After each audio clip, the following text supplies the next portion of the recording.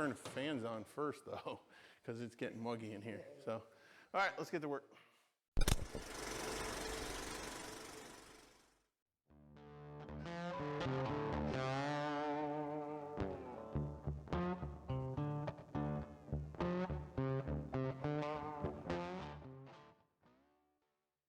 Hey guys, welcome back to the shop. So in the last episode you watched Steve take apart his entire motorcycle, and in today's episode we're going to cut the frame, and then we're going to install this hardtail from Lowbrow Customs, which is the one I prefer using. I've done quite a bit of these Sportster choppers and I like theirs the best. It's generally the one that fits the best, and there's a couple little features about it, like the axle plates are reinforced and things like that that I really like. We've measured this out. We're going to check our measurements and we're gonna cut it. You can cut this with like a portable bandsaw. You can cut it with a reciprocating saw, like a Sawzall. You can cut it with a cutoff wheel. I mean, if you were really under-equipped, you could even cut it with a hacksaw. It would be really boring, but you could.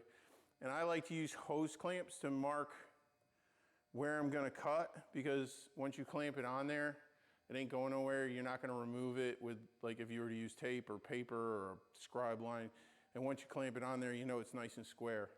But we're gonna use a Sawzall and then grinding to cut it flush and bevel everything. So it's time to get tools out and get to work. So that's what we're gonna do.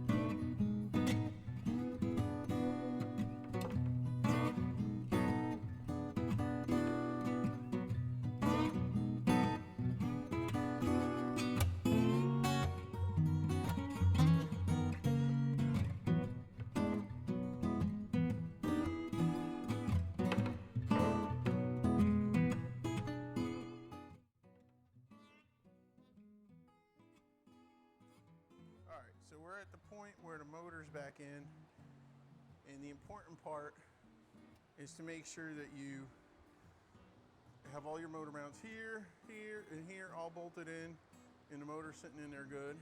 And then you'll notice these aren't DOM tubes from Harley, so they have a seam.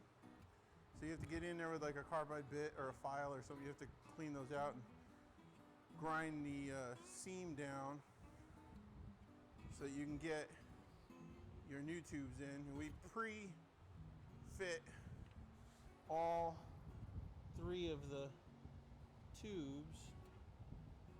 We pre-fit all three of the tubes in before we put the motor, just so we knew that they would slide in. That way we don't have to do any cleaning when we go to put the hardtail in. The only problem you might have sometimes is that the bottom of your frame, when you cut it, might spring open a little bit, but like a wood clamper or something will pull that together. And the only other problem sometimes is the pain in the butt getting hardtail in, because you have conflicting angles. So sometimes you have to persuade it with a dead blow. But all right, so let's get it in.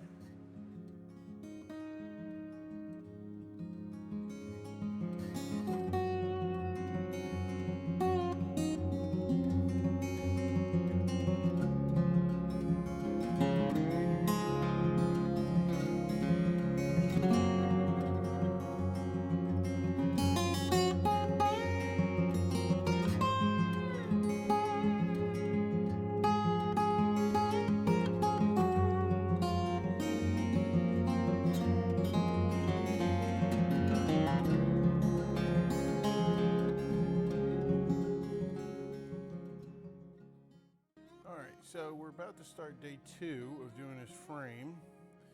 So right here we got a pretty good gap for welding.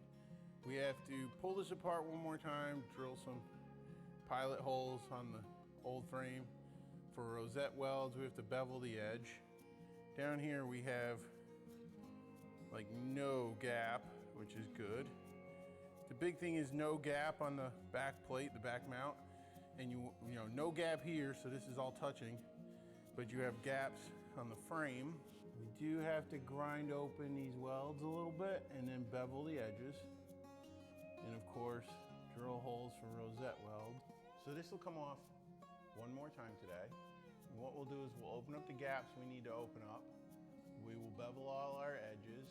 We will drill our holes for the rosette welds, and we'll put it up. We'll do the rosette welds. We'll do some good substantial tacks. And then you really kind of want to do as much welding as you can with it bolted together like this. Then we'll take the entire front end off, take the motor out, and finish all our welds. And then Steve's gonna sit here and grind and hand file down the welds so that it's all flush and you can't even tell anyone was there. And then what we're gonna do is all up in this area. Harley really has 3 tubes. They have 2 down tubes and 1 back tube. And then they wrap it in like a sheet metal kind of taco and weld it in for strength. And we're gonna cut all that out and we're gonna do some nice gussets up there. So Steve's on his way here, and then we're gonna get started welding in the frame.